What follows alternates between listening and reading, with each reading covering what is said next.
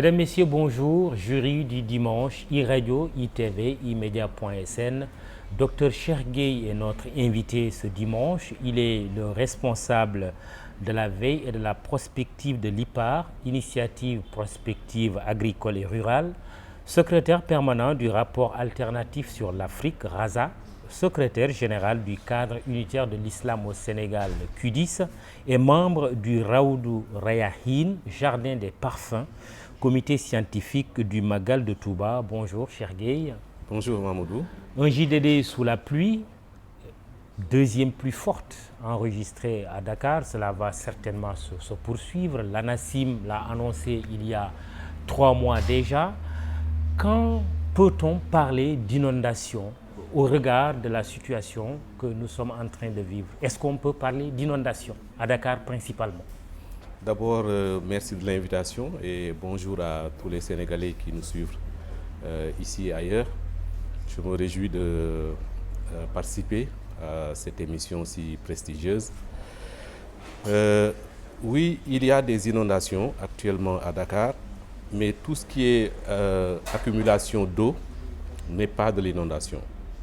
On peut considérer que Dakar, avec sa configuration géographique, donc avec une partie assez haute vers le sud et puis une partie assez basse avec une succession de dunes et de dépressions, a une configuration qui favorise le ruissellement donc du haut vers le bas, donc sur ce bassin versant. Et c'est pour cette raison que chaque fois qu'il pleut, il y a effectivement un temps de ruissellement. Maintenant, ça, c'est en dehors de l'analyse qu'on peut faire de la mobilisation qu'on a eue depuis une vingtaine d'années maintenant, donc notamment depuis 2004-2005, cette fameuse année où il y a eu beaucoup d'inondations à Dakar. Et c'est l'année référence. C'est une année référence. Et c'est cette année-là, le président de la République avait décidé de prendre le taureau par les cornes, à l'époque le président Abdoulaye Wade. Et donc, avec Diakhaye, avec justement par Diakhaye. La suite le plan Diakhaye et toute cette politique de restructuration, de relogement et donc d'anticipation à l'époque, parce que c'est en ce moment-là, vers 2007-2008, que l'idée d'avoir un programme décennal avec l'appui de la Banque mondiale est née. Il ne faut pas nier l'évidence, il y a des inondations à Dakar de manière récurrente. Comment peut-on l'expliquer d'ailleurs, cette récurrence des inondations, et comment attaquer ce problème de fond pour le résoudre? D'abord, il faut partir de l'irrégularité des pluies, qui est un facteur très important, parce que dans les années 70 et 80, il y a eu des cycles de sécheresse. Et pendant cette période, on a eu également la libéralisation de l'habitat au Sénégal, de l'accès à l'habitat. Avant, c'était SICAP, OHLM principalement, qui construisaient, mais qui viabilisaient avant de construire avec donc, des systèmes d'assainissement, etc. Dans cette période, l'État a favorisé deux éléments importants. D'abord, les coopératives d'habitat et aussi les promoteurs immobiliers privés. C'est surtout dans cette période qu'on a eu donc l'installation dans beaucoup de zones non édificantes ou en tout cas défavorables à l'installation sécurisée des populations, qu'on a commencé à voir justement des lotissements qui n'ont pas été vraiment bien préparés. Et donc, parce que justement les zones qui recevaient la pluie durant ce cycle de sécheresse n'en recevaient plus. Donc, après cette période-là, on a eu donc les années 90 qui ont vu le retour d'une certaine pluviométrie. Ce que nous appelons en géographie la translation des isoèdres, c'est-à-dire le déplacement du même niveau de pluie sur le Sénégal va et vient. Donc ça, on peut aussi l'attribuer au changement climatique. Comme quoi le changement climatique, ce n'est pas quelque chose qui est nouveau. C'est quelque chose que nous connaissons depuis des siècles, qui a des significations dans nos langues, etc. Ouais. Donc, ce changement climatique-là, actuellement, ce qu'il donne en termes de manifestations, c'est d'abord de l'irrégularité. Donc, c'est très difficile de saisir quand commence la saison, quand ça se termine, d'une année à l'autre. On l'a vu cette année, une saison des pluies qui commence en mai, même à Dakar, c'était très rare. Mais il y a aussi le fait que de plus en plus, on a des pluies extrêmes, des grosses quantités de pluie qui tombent sur des durées très courtes. Oui, mais Et la ça, première c'est pluie, un fait. 84 mm, est-ce que vraiment c'est une pluie extraordinaire Non. par rapport Là, à une ville qui est quand même la capitale, qui est censée être outillée? ce n'est pas une pluie exceptionnelle. Oui. Même si c'est tombé en 3 heures, c'est quand même l'équivalent de ce qui tombe, disons, le mois. C'est beaucoup, mais ce n'est pas quand même exceptionnel. On n'est pas dans le cadre d'une pluviométrie ou d'une pluie centennale. Par exemple, une pluie où on reçoit voilà, quelque chose qui est fait qu'on ne reçoit que chaque 100 ans. Ce n'est pas la pluie du siècle. Non. Oui. Donc, normalement, avec tous les investissements qui ont été réalisés depuis une vingtaine d'années, on aurait pu ne pas avoir certaines manifestations que nous avons connues ces Justement, derniers jours. cher Gueye, venons-en. Près de 1000 milliards investis depuis 10 ans. On le répète presque tous les jours. Quelle évaluation faut-il en faire au regard du résultat? Au regard du résultat, je pense qu'il y a des progrès. Nous avons eu beaucoup de quartiers où les inondations ont été résorbées. Je peux prendre l'exemple de Ouest Foire, du quartier du Fort B, Oui. de ces Dalifort quartiers-là, aussi, Dalifort, oui. etc. Il y a beaucoup de zones où ces inondations ont été même définitivement réglées. Et même quand l'État a essayé, justement avec le plan Diakhaï, ce relogement, donc Médina Gounass, Guinaw Rail, ces quartiers-là ont connu des solutions dans les inondations qu'ils subissaient chaque année, d'autant plus que dans ces zones-là, la nappe phréatique est très haute et donc elle affleure et se conjugue au ruissellement pour donner très facilement des inondations. Mais dans toutes ces zones, il y a des équipements qui ont permis de résorber ça. Mais on a eu un tel retard de préparation des questions d'inondation que on va avoir encore des dizaines d'années pour pouvoir résorber ce problème de manière définitive. Et n'oublions pas que quand on parle d'inondation, on n'est pas seulement sur Dakar. Oui.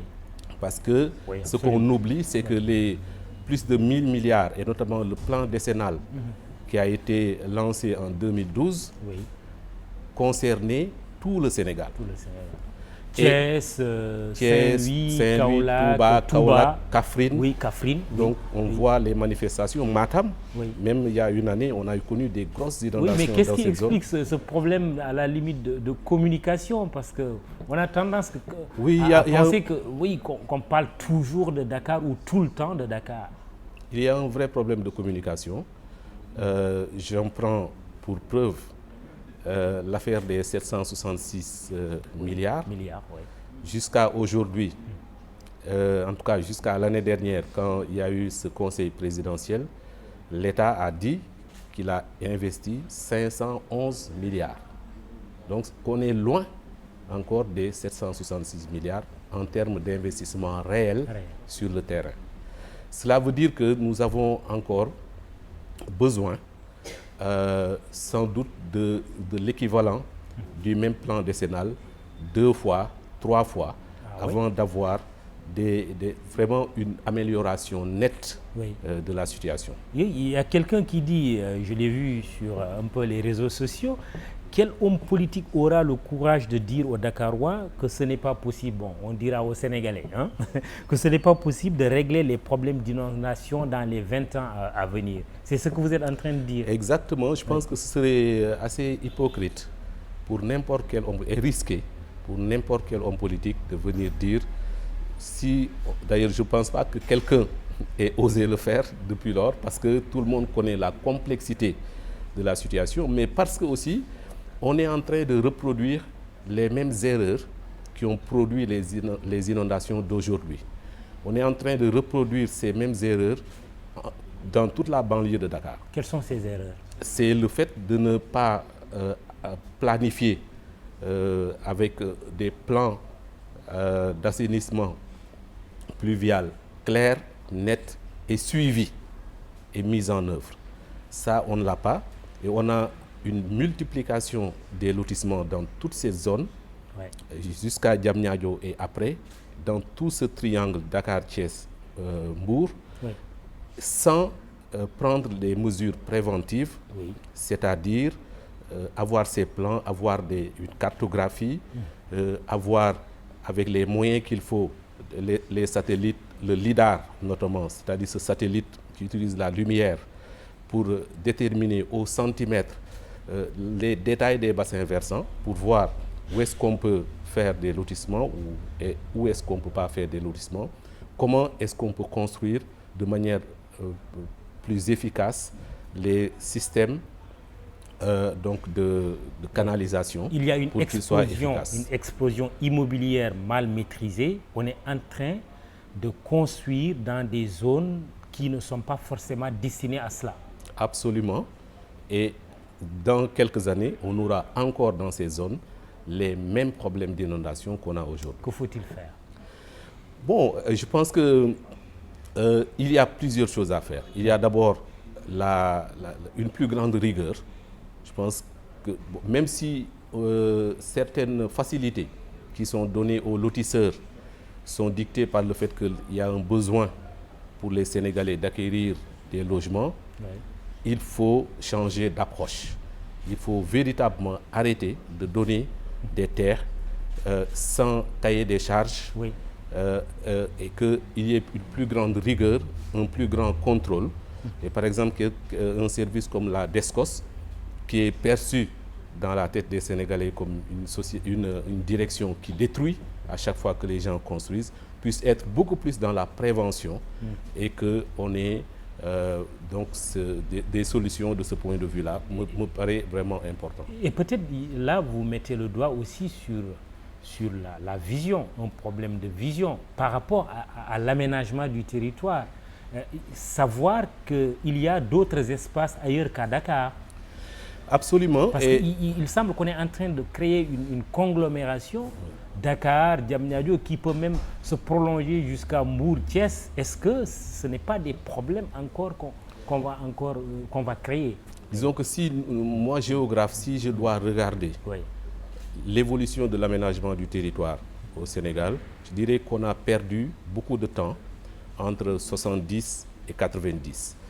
Quand j'étais étudiant à la direction de l'aménagement du territoire, ils ont mis presque 15 ans à faire le plan national d'aménagement du territoire, PNAT. Et entre-temps, la situation sur le terrain a beaucoup évolué. Donc c'était un plan pour rien. Depuis 10 ans, il y a une agence nationale d'aménagement du territoire qui est représentée un peu partout au Sénégal, qui travaille dans la cartographie, l'ANAT. Oui. Mais dans quelle mesure elle est écoutée? Ouais. Et dans quelle mesure ces plans sont réalisés? Ouais. Je donne juste un exemple. Où est-ce que c'était prévu de faire l'autoroute Ila Touba? Ce n'était pas prévu dans un plan. Par contre, on peut aussi dire que cette autoroute est un élément d'aménagement du territoire, peut-être le plus important depuis notre indépendance. Parce que ce qu'il fait, ce n'est pas seulement Ila Touba, mais c'est Ila Sénégal. Parce que ça permet aux Sénégalais qui quittent Dakar, oui, d'aller partout en gagnant chaque fois 2 heures, 3 heures. Et ce qu'on observe, faire une boucle. Voilà, ce qu'on observe, c'est aussi sur le rayon de 30-40 km autour de l'autoroute, toutes les localités traversées sont en train de connaître un nouveau dynamisme. Parce qu'il est plus facile d'y aller, les populations ont plus intérêt à aller investir dans leur propre localité. Et puis on crée en même temps un besoin d'habitat. Exactement. Voilà, dans ces ailleurs villages-là. qu'à Dakar. Oui. Et aussi, même des exploitations agricoles, les gens sont beaucoup plus intéressés à exploiter la terre en prenant cette opportunité en leur faveur. Alors, jury du dimanche, nous recevons Dr Cheikh Gueye. Il est responsable de la veille et de la prospective à l'IPAR, Initiative Prospective Agricole et Rurale, secrétaire permanent du rapport alternatif sur l'Afrique RASA. Nous parlerons tout à l'heure de votre casquette de secrétaire général du CUDIS, cadre unitaire de l'islam au Sénégal. Mais restons sur ce phénomène des inondations. Il y a eu un plan décennal qui a commencé en 2012, qui en principe se termine en 2022. Cela fait 10 ans. Nous parlions tout à l'heure de l'évaluation, mais là aussi, il s'agit de parler de la prospective. Il doit y avoir un autre plan et même d'autres plans qui doivent suivre nécessairement. Oui, l'État est même en train de travailler à lancer ce nouveau plan décennal.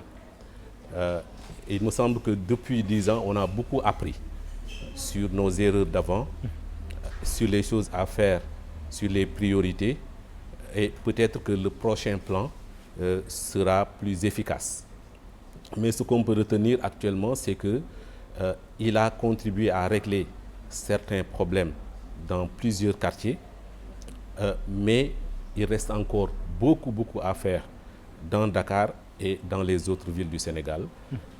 Et il faut aussi avoir l'honnêteté de dire que, en dehors de ce plan décennal, il y a aussi beaucoup d'autres projets par la Géroute, par Promoville et d'autres programmes de l'État dont les réalisations contribuent à améliorer la situation de l'assainissement en général et des inondations.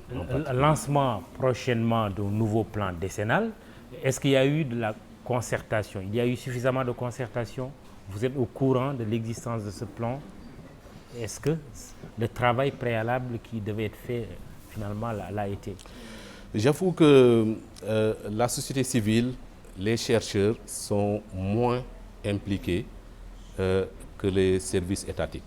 Et pour moi, c'est une erreur parce que les inondations constituent un phénomène qui doit, comme le Covid, comme d'autres défis nationaux, interpeller tout le monde. D'autant plus que les chercheurs, notamment mes collègues géographes, ont fait pendant des dizaines d'années des travaux, soit eux-mêmes, soit avec des étudiants, des thèses, etc.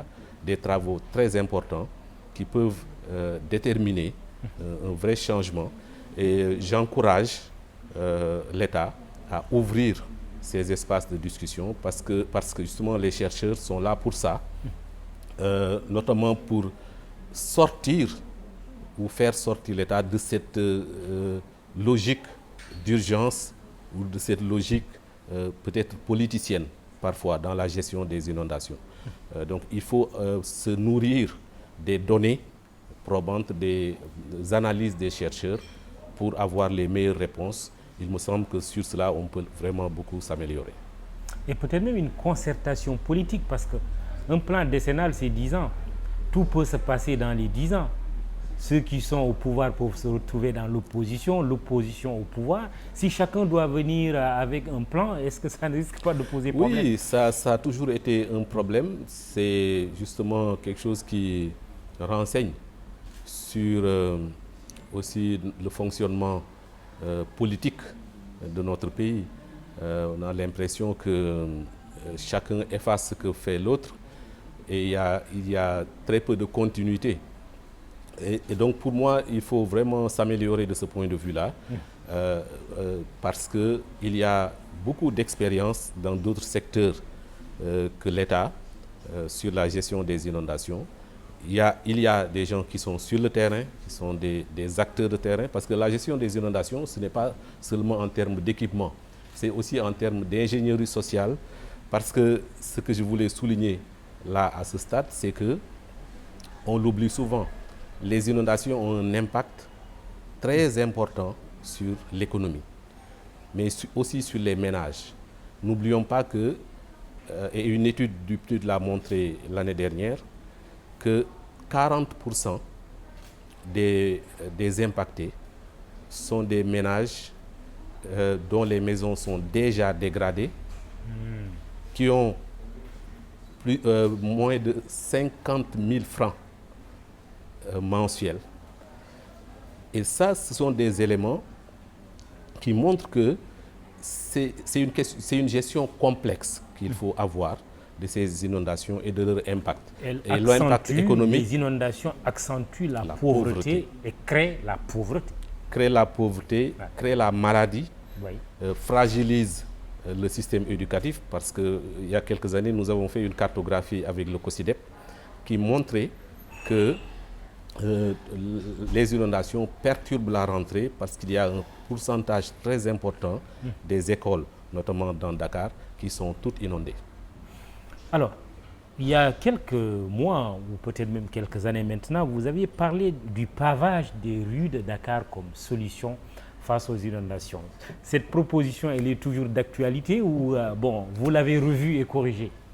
Dans une démarche de récupération de l'eau pluviale pour une utilisation que beaucoup souhaitent aujourd'hui, puisque les nappes de la zone des Niayes sont en train de beaucoup baisser et il y a eu beaucoup d'intrusions salées dans cette nappe, il est souhaitable d'avoir effectivement une meilleure organisation du ruissellement des eaux pluviales vers ces zones où on a besoin de cette eau dans les nappes. Donc je maintiens ma proposition, mais il faut aussi choisir les zones à laisser pour l'infiltration, parce que l'infiltration est très importante dans la gestion des inondations, puisque nous, comme nous construisons beaucoup, et notamment ces dernières années avec beaucoup de routes, beaucoup d'autoponts, tout ça contribue à imperméabiliser encore plus les sols et donc à favoriser justement que l'eau ne s'infiltre plus assez. Ouais. Et ça, c'est aussi l'un des facteurs les plus importants des inondations. Infiltration, pourquoi faire? L'infiltration, c'est un phénomène naturel. Oui. Partout dans le monde, oui. Quand l'eau tombe, normalement l'eau doit s'infiltrer dans un sol et servir donc dans le sol à nourrir, à enrichir le sol, à constituer une nappe, à faire des équilibres écologiques aussi souterrains. Oui.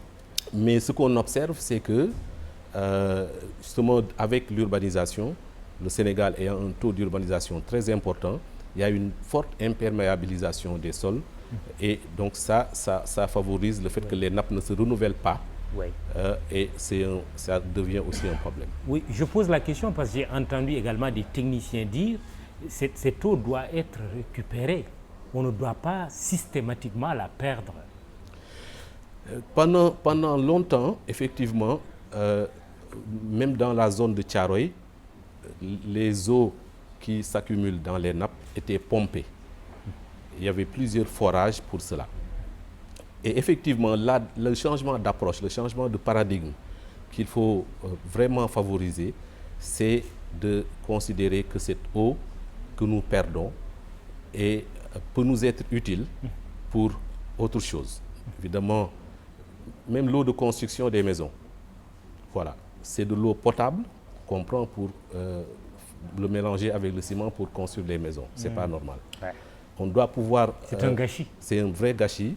Et donc, il faut pouvoir repenser cette politique de gestion des inondations, comme on le fait actuellement avec les déchets, pour avoir une eau récupérée qui peut servir à l'agriculture et à d'autres utilisations. Petite question ou grande, c'est selon, pour terminer sur cette question des pluies, des inondations, ces zones non aedificandi, des zones où on ne doit pas construire. Qu'est-ce que vous préconisez? Qu'on rase tout et on recommence? Que faut-il faire? Depuis 20 ans, on est dans le rattrapage parce qu'on a laissé faire. Donc, c'est normal qu'on investisse dans la restructuration.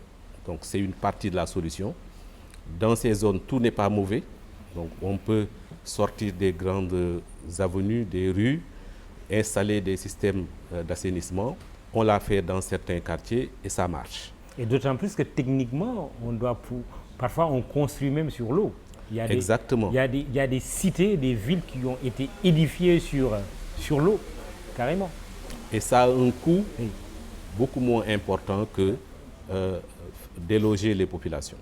Donc raser n'est pas forcément la solution. Raser n'est pas la solution. Il faut voir au cas par cas, vraiment dans les zones où il est impossible de régler définitivement les problèmes d'inondation, comme on l'a fait dans certaines zones, il faut effectivement reloger les populations, raser ces zones. Où est-ce qu'on peut situer ces zones sur la carte? Oui, actuellement, il y a une opportunité. Comme je le disais tout à l'heure, dans toute cette zone entre Dakar, Thiès et Mbour, il y a des espaces libres. Oui, d'accord, ça c'est le relogement. Mais je parle des zones où il est impossible d'habiter. Par exemple, toute la zone de Guinaw Rail, de Wakhinane Nimzatt, toutes ces zones-là, ce sont des zones qui, tôt ou tard, auront encore des problèmes d'inondation. Regardez, même pour le plan Jaxaay, pour moi, même on a mal identifié les zones de relogement. Oui, parce qu'on les a mal préparées, parce qu'on a vu aussi des zones de relogement inondées. Ça veut dire qu'il y a quand même, globalement, des problèmes techniques, parfois liés à la précipitation et à la volonté de vouloir répondre rapidement aux besoins des populations. Et on ne prend pas les mesures techniques nécessaires pour que ce relogement-là soit le meilleur possible. Jury du dimanche, iRadio, la première radiovision du Sénégal, ITV, votre chaîne préférée, et imedia.sn, votre site de référence. Dr Cheikh Gueye est l'invité de ce numéro. Il est le responsable de la veille et de la prospective au niveau de l'IPAR, Initiative Prospective Agricole et Rurale. L'agriculture, parce que parler de pluie, c'est également parler de l'agriculture. Tout n'est pas qu'inondation. Aujourd'hui, nous sommes d'ailleurs en plein hivernage. La campagne agricole, en principe, doit se dérouler dans les normes. Est-ce que vous avez l'impression qu'on tire profit de cette saison des pluies pour l'agriculture et tout ce qui va avec? Je me réjouis déjà qu'il y ait cette pluviométrie très importante cette année, même s'il y a eu un stress hydrique depuis un mois dans certaines zones du bassin arachidier. Donc c'est un élément très important qui va favoriser le fait qu'on puisse avoir une certaine sécurité alimentaire malgré la crise Russie-Ukraine ou encore les impacts du Covid. Mais c'est certainement aussi une saison qui n'a pas été assez bien préparée. Il y a beaucoup de gens qui considèrent qu'ils n'ont pas reçu les engrais ou les semences. Donc ça aussi, ça peut effectivement gêner le fait qu'on ait une production exceptionnelle cette année. Mais en nous réjouissant de cela, nous devons aussi nous réjouir de la décision de l'État de mettre en place un plan pour la sécurité alimentaire durable. Voilà un projet, un programme qui va être très très important pour redonner à notre pays une certaine sécurité alimentaire. Mais personne n'en parle. Et on a l'impression que c'est fait entre quatre murs, que les autres acteurs politiques pouvaient se l'approprier beaucoup plus. Je ne suis même pas sûr qu'ils connaissent ce projet. Je pense aussi que c'est un projet qui ne s'intéresse qu'à l'agriculture, alors que la sécurité alimentaire et nutritionnelle, c'est quelque chose qui est beaucoup plus complexe.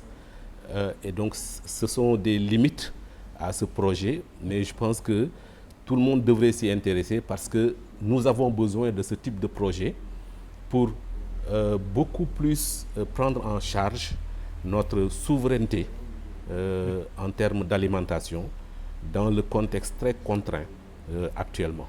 Comme nous l'avons vécu ces derniers mois, il y a eu beaucoup de contraintes sur l'approvisionnement et on aura de plus en plus de crises, des crises de ce type Et notre pays doit repenser sa sécurité et sa souveraineté sous ce rapport. Il me semble que Oui.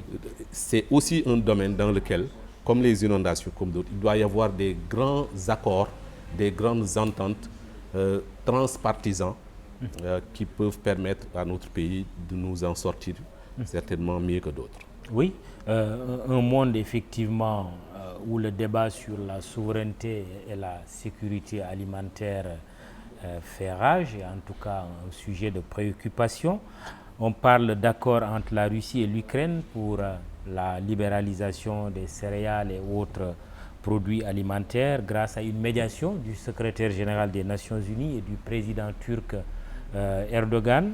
Une demande exprimée également il n'y a pas longtemps par le président Macky Sall, président en exercice de l'Union africaine, lors de son entretien avec le président russe Vladimir Poutine. Alors, une bonne nouvelle, voilà. Une bonne nouvelle parce que effectivement à court terme, ça va nous permettre de faciliter l'approvisionnement, peut-être permettre de baisser certains prix, notamment pour les céréales, le pain, etc. Mais plus globalement, je pense qu'il faut d'abord qu'on se tourne vers nous-mêmes, qu'on regarde par nous-mêmes comment nous pouvons beaucoup plus améliorer notre propre production et notre propre transformation et notre propre consommation. C'est ce qu'on dit depuis des années.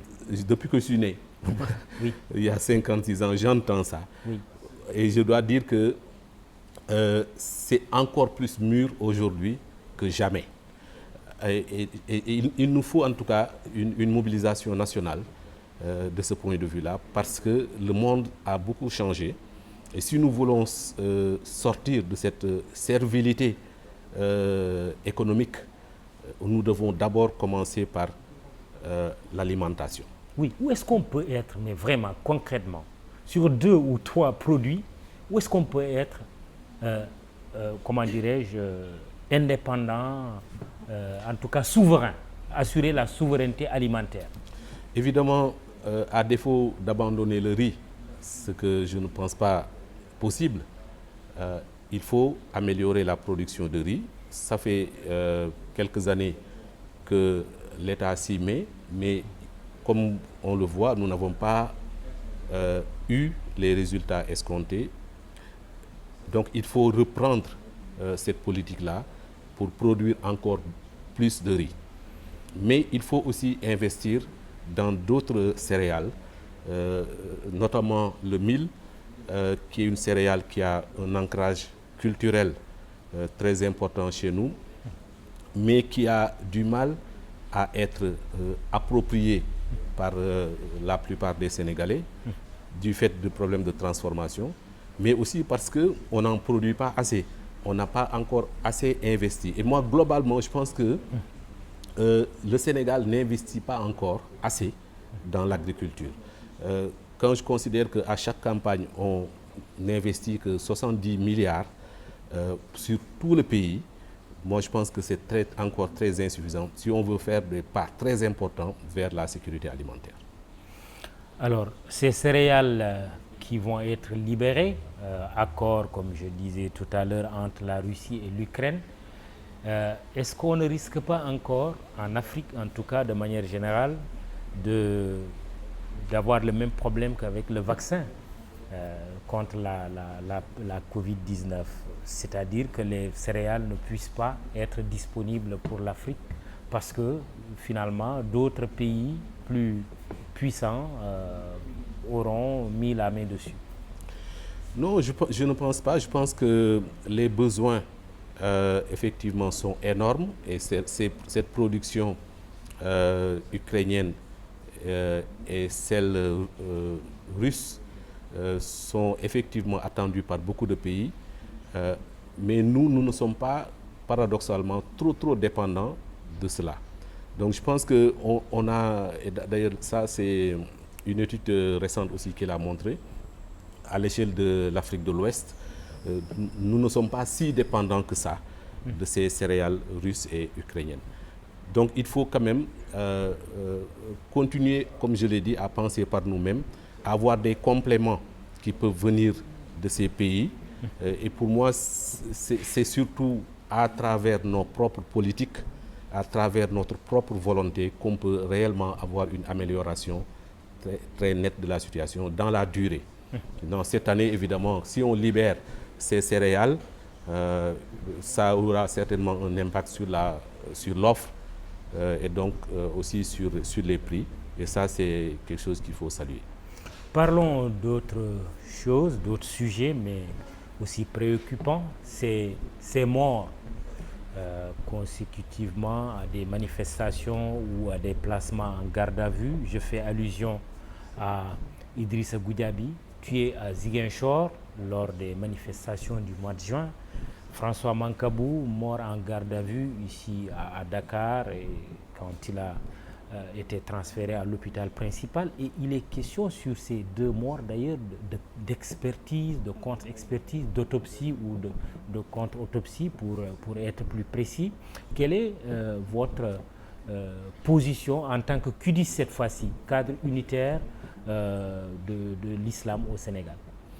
Bon, d'abord, je présente mes condoléances au nom du QDIS aux familles de toutes ces personnes qui sont disparues dans le cadre de manifestations politiques, surtout, et regretter que la démocratie sénégalaise génère autant de morts. François Mancabou, lui, est mort en garde à vue. Oui.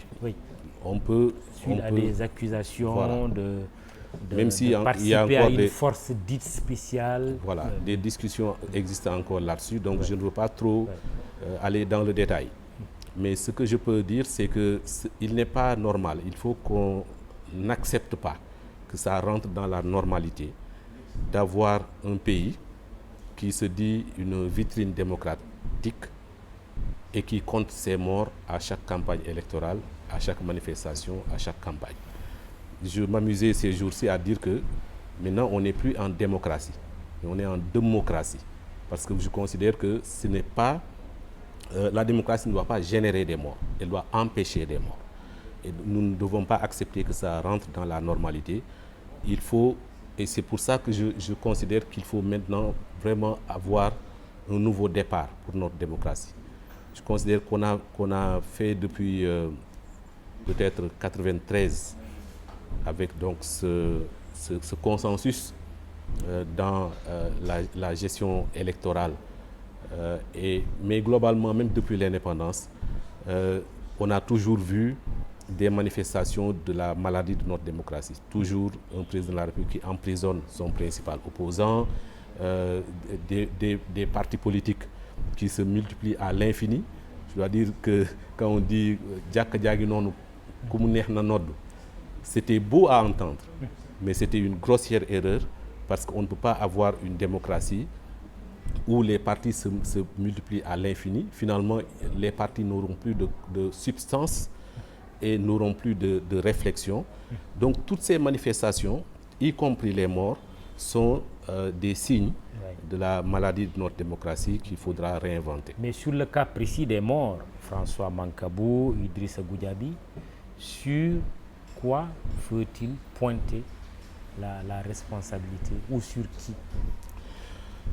Moi, je ne suis pas là pour répondre à ça. Je pense qu'il y a des juges, il y a des enquêteurs, il y a des médecins légistes. Je suis, comme tout le monde, ce que les uns et les autres disent. Et j'espère que la justice se fera. Mais nous avions, depuis quelques mois, craint justement qu'il y ait autant de morts dans des manifestations politiques. Et c'est pour ça que nous avions décidé de mettre le curseur sur la non-violence à travers donc, des appels, à travers une charte de non-violence que nous avions demandé aux hommes politiques d'écrire eux-mêmes et aussi de prendre en compte dans leur démarche et leur stratégie. Est-ce qu'on vous a entendu? Si vous faites aujourd'hui le monitoring de la période qui a précédé la campagne comme cette période de campagne électorale. Durant la campagne des locales, je pense que notre démarche a eu son impact.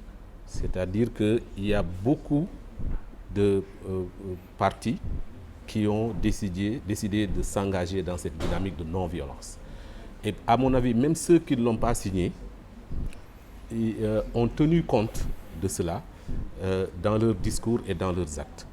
Oui, la coalition Yewwi Askan Wi, par exemple, a refusé de signer en disant mais il faut d'abord que vous mettiez l'État devant ses responsabilités, le pouvoir devant sa responsabilité, parce que cette coalition estime que la source de la violence, justement, c'est le pouvoir en place. Et nous avions effectivement été très attentifs aux récriminations et aux arguments des uns et des autres. Et c'est pour cela que nous avions voulu, à ce stade-là, rencontrer le président de la République, qui avait bien voulu nous recevoir, et aussi discuter de manière très franche, très directe avec lui. Et il me semble que, globalement, la campagne des locales s'était bien passée. Du point de vue, l'autre élément intéressant, c'était que durant toute cette campagne, c'est eux, pas nous, c'est nous, pas eux. Donc tout le monde parlait de non-violence et pour nous, c'était ça, oui, réellement l'objectif. Ça, c'était pour les élections locales. C'était pour les élections locales. Aujourd'hui, on parle des élections législatives et là, on aborde la dernière ligne droite.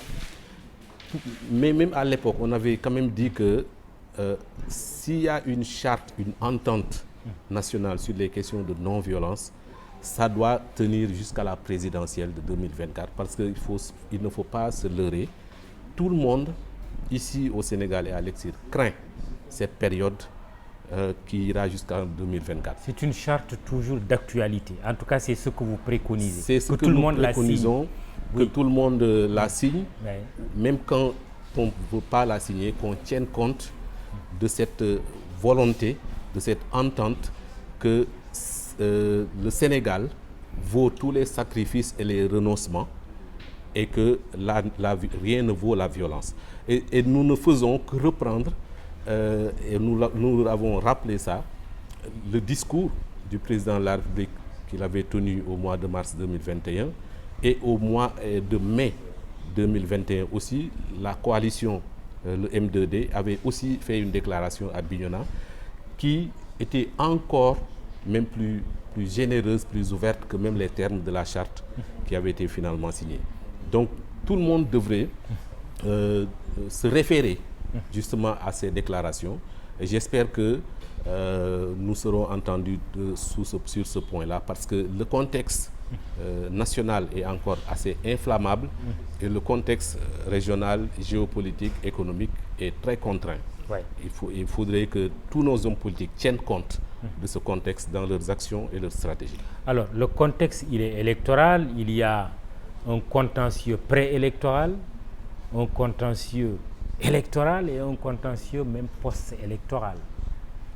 Est-ce que vous êtes, si vous faites le monitoring de ce qui s'est passé jusqu'ici, vous êtes rassuré par rapport au scrutin de dimanche prochain, 31 juillet, mais êtes-vous rassuré également par rapport à l'après-scrutin, l'après-élection? À l'observation, c'est surtout avant les campagnes électorales que les choses sont tendues. On l'avait vu aussi au niveau au local. Durant la campagne, c'est vrai, il y a quand même quelques échauffourées, il y a quelques jets de pierre, mais globalement, les choses continuent à bien se passer. Et moi, je continue à dédramatiser justement cette élection. Parce que je considère que c'est une élection qui est certes importante, mais qui a un problème de légitimité congénitale, avec des listes incomplètes, des personnalités phares qui n'y participent pas, qui ne seront pas à l'Assemblée. Et dans tous les cas, c'est l'élection présidentielle qui déterminera le sort et la durabilité de l'Assemblée qui va advenir. Oui, mais justement, ce n'est pas là le problème.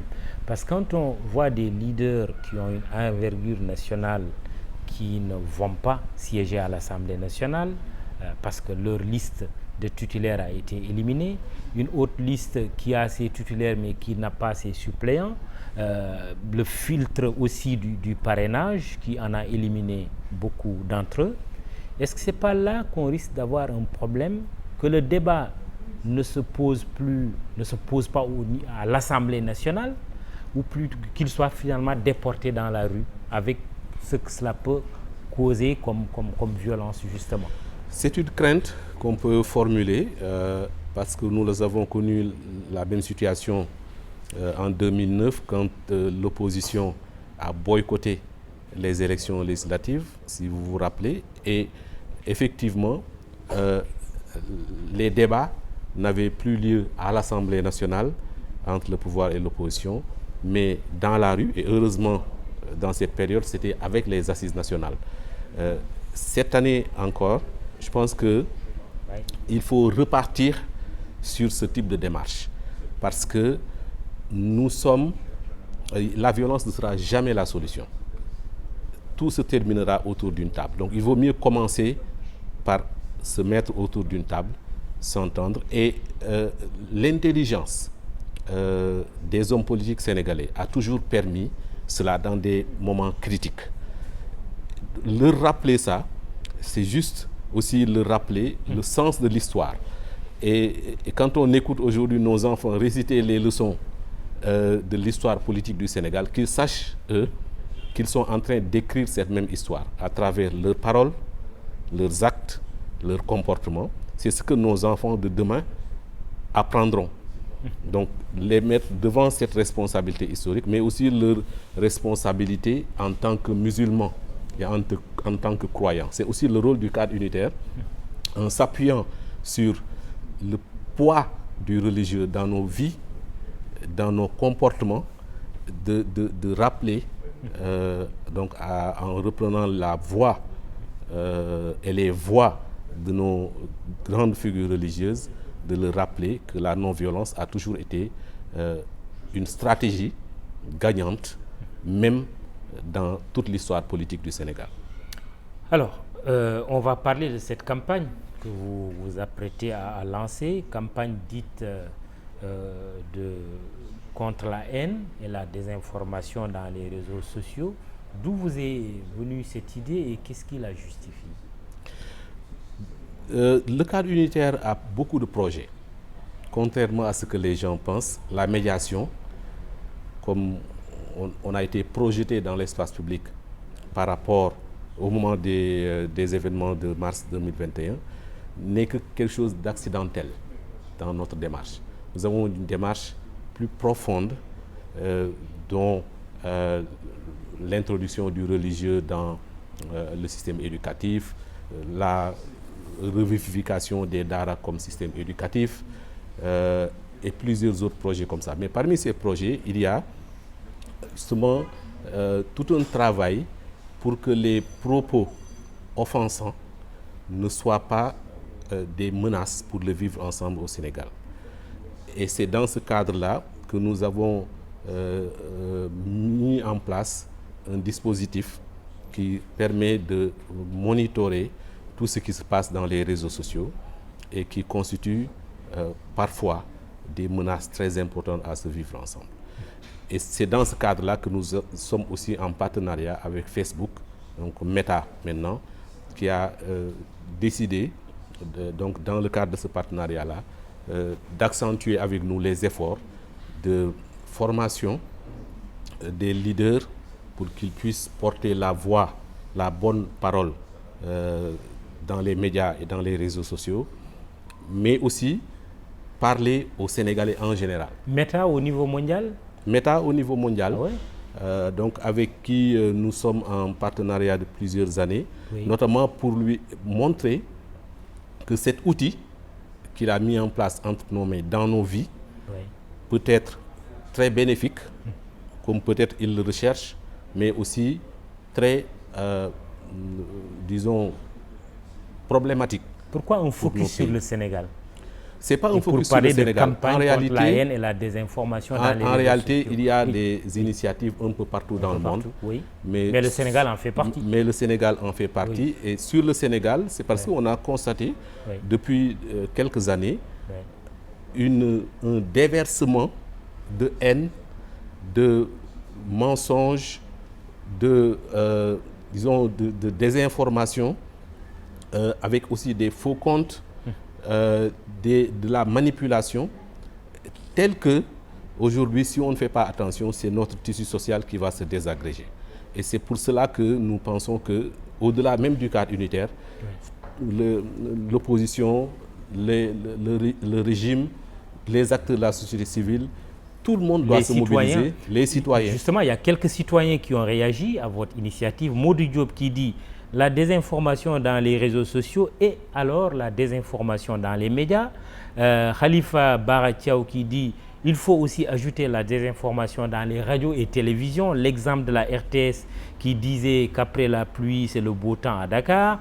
Et puis Moustapha Sis, il faut aussi parler de la désinformation à la RTS. Alors, ces citoyens sont préoccupés, mais ils disent qu'il faut également mettre le curseur sur la désinformation dans les médias classiques. Justement, nous avons voulu cette fois-ci passer par les médias et avoir donc une campagne média sur toutes les télés et les radios, parce que nous pensons que c'est là-bas que, en tout cas, les Sénégalais suivent le plus. Nous sommes sur les réseaux sociaux nous-mêmes. Nous avons une page Facebook soutenue par Facebook, etc., sponsorisée, mais nous pensons que ce n'est pas suffisant. Mais globalement, les citoyens ont raison. Les médias sont des véhicules essentiels pour le vivre ensemble au Sénégal, pour l'information, la bonne information. Et il me semble que si on ne fait pas attention, si nos médias ne respectent pas un peu plus le cahier des charges et les missions qui leur sont dévolues et ne pensent qu'au commercial et à l'économique, on est au bord d'un abîme, parce que justement les médias sont le quatrième pouvoir. Aujourd'hui, encore plus que ces dernières années, et c'est un véhicule essentiel pour toute transformation, mais aussi toute destruction de notre société. Mais vraiment, dernière chose à dire, avec la complicité de nos réalisateurs, le prochain Magal de Touba, on ne peut pas ne pas en parler, puisque vous êtes membre de Raoudou Rayahin, Jardin des Parfums, c'est un joli nom d'ailleurs. Donc le comité scientifique du Magal de Touba, c'est dans un peu moins de 2 mois. Oui. Vous vous y préparez? Qu'est-ce qu'on peut retenir de ce grand Magal? Il y a déjà plusieurs CRD qui ont été organisés, donc sous l'autorité de l'organisateur en chef, Cheikh Bass Abdul Khadr. Et donc tous les éléments sont en train d'être mis en place en rapport avec l'État. Comme d'habitude, des manifestations religieuses, spirituelles, mais aussi scientifiques vont être organisées parce que justement ce Magal, cette manifestation, est aussi un élément très important de soudage du tissu social sénégalais. C'est un élément très important de revivification spirituelle, un événement très important du point de vue économique. Les Sénégalais ont besoin de nouvelles opportunités économiques. Donc, pour toutes ces raisons, c'est un événement très attendu et donc nous nous y acheminons avec donc tout le sens de l'organisation nécessaire et toute la capacité d'anticipation qui a aussi été démontrée au moment du Covid. Tout ça montre que nous allons vers un Magal encore sous de bons auspices. Mais pour revenir à notre première question, oui. C'est un Magal qui se déroulera durant l'hivernage. Ouais. Et il y a encore beaucoup de déficits en termes d'investissement du point de vue de l'assainissement et de la gestion des eaux pluviales à Touba. Et malgré tous les efforts faits par l'État depuis 3-4 ans, il me semble que ça va être un défi que la confrérie et l'État devront relever. Très bien. Le défi est là, il faudra donc le relever, comme vient de le dire Cheikh Gueye, qui était notre invité, jury du dimanche.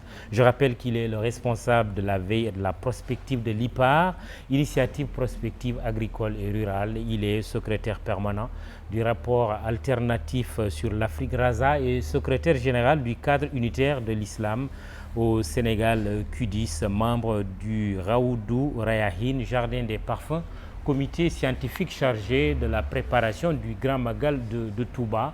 Jury du dimanche présenté par Mahmoud Ibra Kane, à la réalisation Babacar Ndiaye Masmoup, prise de son Iba Marsen, lumière Ndiankou, pour le compte d'Imedia.sn, au texte Djeba, à la photo Pape Doudou Diallo. Nous étions à l'instant, c'est un bel endroit, il faut y faire un tour, propice à la discussion notamment, comme ce JDD.